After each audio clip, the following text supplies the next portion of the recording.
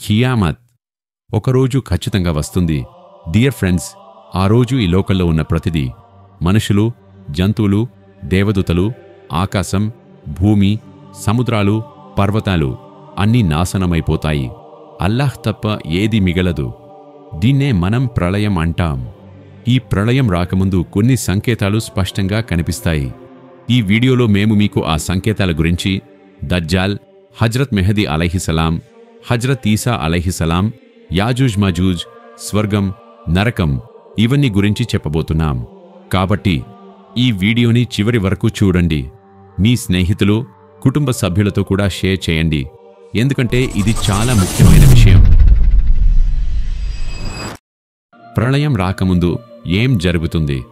మొదటి సంకేతాల్లో 3 చోట్ల ప్రజలు భూమిలో కూలిపోతారు. తూర్పున, పశ్చిమంలో, అరబ్లో. దైవిక జ్ఞానం కనుమరుగవుతుంది. సమాజంలో అధర్మం పెరిగిపోతుంది. మద్యం, వ్యభిచారం అన్ని జంతువుల తిండిలా సర్వసాధారణం అవుతాయి. పురుషుల సంఖ్య తగ్గిపోయి స్త్రీల సంఖ్య బాగా పెరుగుతుంది. ఒక్క పురుషుడు 50 మంది స్త్రీలను సంరక్షించే స్థితి వస్తుంది. ధనం అపారంగా పెరుగుతుంది. అరబ్లో వ్యవసాయం, తోటలు, కాలువలు విస్తరిస్తాయి. ఫురాత్ నది తన బంగారు కొండల్లాంటి నిధులను బయటపడుతుంది. పురుషులు తమ భార్యల మాటలు వింటారు, కాని తల్లిదండ్రులను పట్టించుకోరు. స్నేహితులతో దగ్గరగా ఉంటారు, కాని తల్లిదండ్రులను విస్మరిస్తారు. సంగీతం, వాయిద్యాలు విపరీతంగా పెరిగిపోతాయి. అవివేకులు నాయకులుగా ఎన్నికవుతారు. ఒకప్పుడు గుడ్డ కూడా లేనివారు ఇప్పుడు గొప్ప భవనాల్లో గర్వంగా తిరుగుతారు. మసీదుల్లో గొడవలు జరుగుతాయి. ఇస్లాం మీద నిలబడటం అంత సులభం కాదు. అది నిపుణుడు చేతిలో పట్టుకున్నట్లు ఉంటుంది. ప్రజలు శ్మశానంలోకి వెళ్లి, నేను ఈ సమాధిలో ఉంటే బాగుండేది అని కోరుకుంటారు. సమయం శుభంగా ఉండదు. సంవత్సరం నెలలా, నెల వారంలా, వారం రోజులా, రోజు ఒక వస్తువు కాలిపోయినట్లు త్వరగా గడిచిపోతుంది. సమయం అమాంతం వేగంగా దూసుకుపోతుంది. జంతువులు, మృగాలు మనుషులతో మాట్లాడతాయి. సూర్యుడు పశ్చిమం నుండి ఉదయిస్తాడు.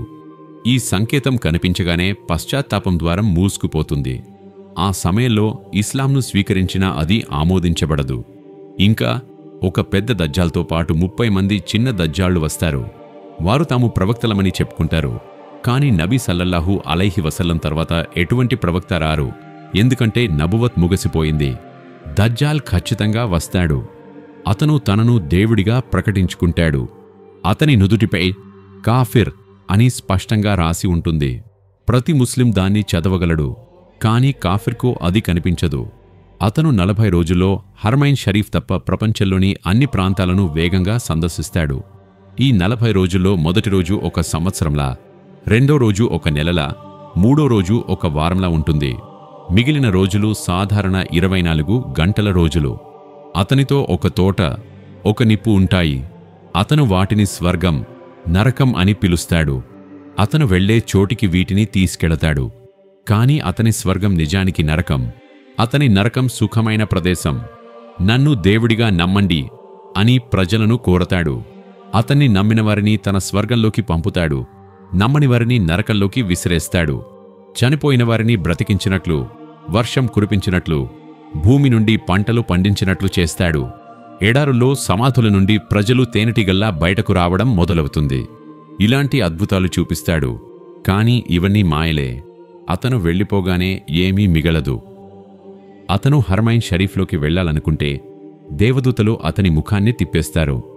దజ్జాల్తో యూదుల సైన్యం ఉంటుంది. ప్రపంచమంతా అవిశ్వాసంతో నిండిపోతుంది.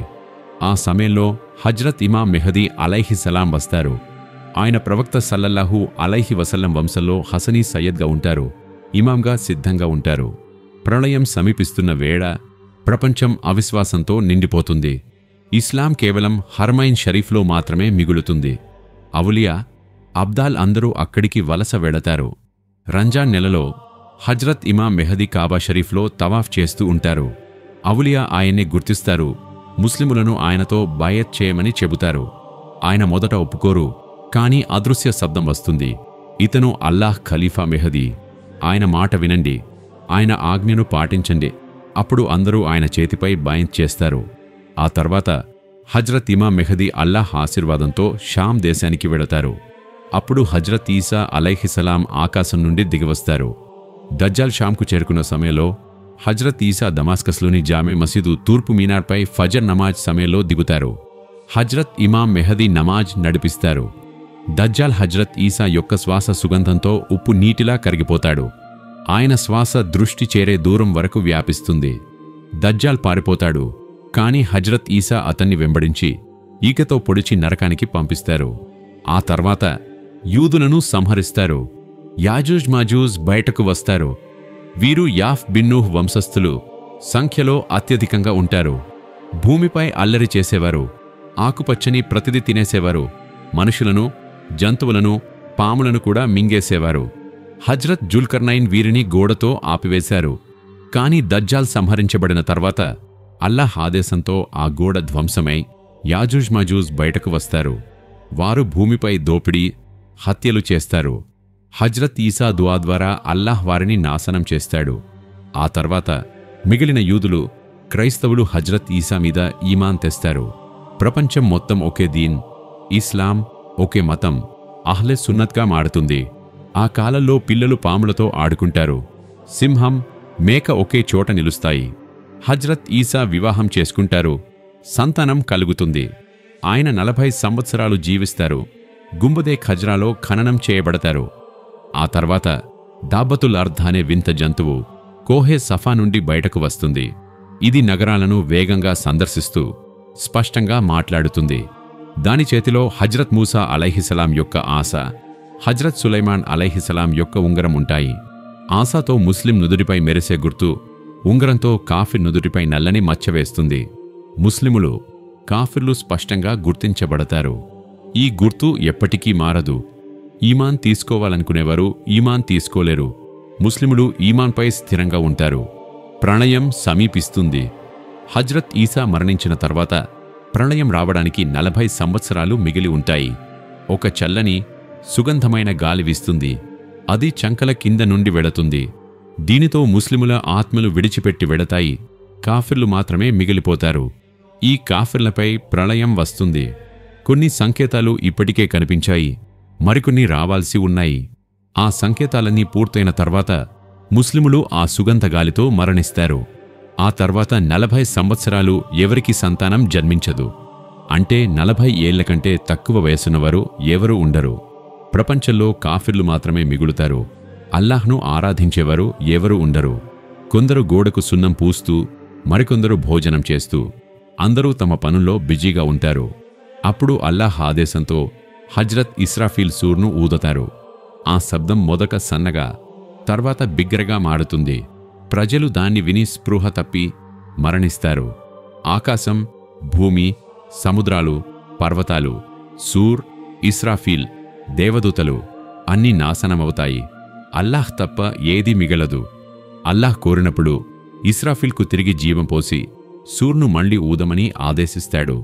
ఆ సూర్ శబ్దంతో మొదటి నుండి చివరి వరకు అందరూ, మనుషులు, జిన్నులు, జంతువులు, దేవదూతలు సజీవంగా లేస్తారు. సమాధుల నుండి బయటకు వస్తారు. వారి కర్మల రికార్డు, అమల్నామా చేతికి ఇవ్వబడుతుంది. హష్ర్ మైదానంలో లెక్కలు, శిక్షల కోసం వేచి ఉంటారు. మైదానే హష్, భూమి రాగలా మారుతుంది. సూర్యుడు తలపై సమీపంగా, తీవ్రంగా ఉంటాడు. వేడితో మెదడు కాగిపోతుంది. నాలుకలు ఎండిపోతాయి. కొందరి నాలుకలు బయటకు వస్తాయి. చెమట చీలమండల నుండి నోటి వరకు వస్తుంది. దుర్వాసనతో ఉంటుంది. ఒక్కొక్కరి కర్మలకు తగ్గట్టు కష్టాలు ఉంటాయి. ప్రజలు విముక్తి కోసం సిఫారసు వెతుకుతారు. హజ్రత్ ఆదం, నూహ్, ఇబ్రాహీం, మూసా, ఈసా అలైహిస్సలాం గుండా చివరకు హజ్రత్ మొహమ్మద్ సల్లల్లాహు అలైహి వసల్లం వద్దకు చేరతారు. ఆయన నేను సిద్ధం అని సజ్దా చేస్తారు. అల్లాహ్ లేవండి, సిఫారసు చేయండి, అది ఆమోదించబడుతుంది అని అంటాడు. లెక్కలు మొదలవుతాయి. చేతులు, కాళ్ళు, శరీర భాగాలు భూమి సాక్ష్యం ఇస్తాయి. ఎవరూ సహాయం చేయరు. జీవిత కర్మలు ముందుంటాయి. పాపాలను ఒప్పుకోలేరు. పుణ్యాలు రావు. ఈ నిస్సహాయ స్థితిలో హజ్రత్ మొహమ్మద్ సల్లల్లాహు అలైహి వసల్లం సిఫారసు చేస్తారు. ఆయన సిఫారసుతో చాలామంది లెక్కలు లేకుండా స్వర్గంలోకి వెడతారు. నరకం నుండి తప్పించుకుంటారు. నరకంలోని గునహ్గార్ ముస్లిములను బయటకు తెస్తారు. స్వర్గవాసుల హోదాలను ఉన్నతం చేస్తారు. ఇతర ప్రవక్తలు, సహాబాలు, ఆలిములు, ఔలియా, షహీదులు, హజ్ చేసిన వారు కూడా సిఫారసు చేస్తారు. ఎవరైనా ఆలింకు వజూ నీళ్లు ఇచ్చి ఉంటే అతడు దాన్ని గుర్తుచేసి సిఫారసు అడుగుతాడు. ప్రళయం రోజు 50,000 సంవత్సరాల రోజుల ఉంటుంది. కష్టాలు అసహనీయంగా ఉంటాయి. కాని ప్రవక్తలు, ఔలియా, సాలిహీన్లకు ఇది నమాజ్ సమయంలా తేలికగా, కొందరికి కనురెప్ప పాటులో గడిచిపోతుంది. ఆ రోజు దొరికే అతి గొప్ప నీమత్ అల్లాహ్ దీదార్. ఆ తర్వాత స్వర్గవాసులు సుఖమైన గృహంలోకి, నరకవాసులు కష్టాల గృహంలోకి వెళతారు. స్వర్గం, నరకం ఇప్పటికే సృష్టించబడ్డాయి. ఎవరైనా వాటి అర్థాలను మార్చి చెబితే కాఫిర్ అవుతాడు. హష్ర్ అనేది ఆత్మ మరియు శరీరంతో జరుగుతుంది. కేవలం ఆత్మను లేస్తాయని చెప్పేవాడు కాఫిర్. అల్లాహ్ శరీర భాగాలను సేకరించి లేపుతాడు. మీజాన్లో మంచి, చెడు కర్మలు తూనవేయబడతాయి. పుల్ సిరాత్, వెంట్రుక కంటే సన్నని, కత్తి కంటే పదునైన వంతెన. కాఫిర్లు నరకంలో పడతారు. ముస్లిములు స్వర్గంలోకి వేగంగా లేదా నెమ్మదిగా పుల్ సిరాత్ను దాటతారు. ప్రవక్త సల్లల్లాహు అలైహి వసల్లంకు అనుగ్రహించబడిన హౌజే కౌసర్ నిజం. దాని పొడవు, వెడల్పు 1 నెల ప్రయాణం దూరం. దాని కట్టలు బంగారంతో, ముత్యాల గోపురాలతో ఉంటాయి. నీరు పాల కంటే తెల్లగా, తేనె కంటే తీయగా, కస్తూరి కంటే సుగంధంగా ఉంటుంది. ఒక్కసారి తాగితే దాహం ఉండదు. పాత్రలు నక్షత్రాల కంటే ఎక్కువ. స్వర్గం నుండి బంగారు, వెండి నదులు ప్రవహిస్తాయి. మకా మహ్మూద్, లివౌల్ హమ్ద్ అల్లాహ్ ప్రవక్తకు మకా మహ్మూద్ను ఇస్తాడు. అక్కడ అందరూ ఆయనను స్తుతిస్తారు. లివౌల్ హమ్ద్ జెండా కింద హజ్రత్ ఆదం నుండి ప్రళయం వరకు ముస్లిములు, ప్రవక్తలు, వలీలు సమావేశమవుతారు. స్వర్గం అద్భుతమైన గృహం. బంగారు, వెండి ఇటుకలు, కస్తూరిగార, కుంకుమ నేల, ముత్యాలు, రత్నాలు, 100 అంతస్తుల నిర్మాణాలు, భూమి ఆకాశం వెడల్పు ద్వారాలు, 70 సంవత్సరాల గుర్రం ప్రయాణం దూరం. కలలో కూడా రాని నీమత్లు, పండ్లు, పాలు, తేనె, నషాలేని మద్యం, అద్భుత బట్టలు, వేలాది గిల్మాలు, వందలాది హూర్లు. నిద్ర, వ్యాధి, భయం, మరణం లేవు. అల్లాహ్ దీదార్ అతి గొప్ప నీమత్. ఇక నరకం, చీకటి, నల్లని అగ్నితో నిండిన గృహం. కాఫిర్లు శాశ్వత ఖైదీలు. అగ్ని ఆగదు. సూది రంధ్రం వేడితో భూమి మరణిస్తుంది. దారోగా రూపం చూస్తే అందరూ చనిపోతారు. పాములు, తేళ్లు, సుత్తితో శిక్షలు, మండే నీళ్లు, ముండ్ల ఫలం. దాహంతో ఒంటెలా కుప్పకులతారు. మరణం కోరినా రాదు. హజ్రత్ మలిక్ను వేడుకుంటే మీ రబ్తో చెప్పండి అంటాడు. అల్లాహ్ను 1000 సంవత్సరాలు పిలిచినా జవాబు రాదు. అల్లాహ్, నరకంలోనే ఉండండి అంటాడు. కాఫిర్లు నిరాశపడతారు. గాడిదలా ఏడుస్తారు. కన్నీళ్లు, రక్తం, బొడ్డు ఏడుపు దోనెలు తేలేంతగా వస్తుంది. నరకవాసుల రూపం లోకంలోకి వస్తే అందరూ మరణిస్తారు. కాఫిర్ను అతని కుఫ్కు తగిన పెట్టెలో బంధించి అగ్నితో మూత పెడతారు. ఈ పెట్టెను మరో అగ్నిపెట్టెలో, మరొక పెట్టెలో పెట్టి శాశ్వత శిక్ష ఇస్తారు. స్వర్గవాసులు స్వర్గంలో, నరకవాసులు నరకంలో ఉంటారు. మరణం గొర్రె రూపంలో నిలిచి ఇది మరణం అని వధించబడుతుంది. స్వర్గవాసులారా, నరకవాసులారా, ఇది శాశ్వతం, మరణం లేదు అని పిలుపు వస్తుంది. స్వర్గవాసులకు ఆనందం, నరకవాసులకు దుఃఖం. ఆ అల్లాహ్ తబారక్ వతాలా హుజూర్ ముహమ్మద్ సల్లల్లాహు అలైహి వసల్లం గారి వసీలాతో మనందరినీ నరక శిక్ష నుండి కాపాడాలి. ఆమీన్. మీరు కూడా కామెంట్ సెక్షన్లో ఆమీన్ అని తప్పకుండా రాయండి. ఈ వీడియో మీకు నచ్చినట్లయితే లైక్ చేసి షేర్ చేయండి. ఇలాంటి మరిన్ని వీడియోస్ కోసం మా ఈ ఛానల్ను సబ్స్క్రైబ్ చేసుకోండి. Yours voice of Islam Telugu.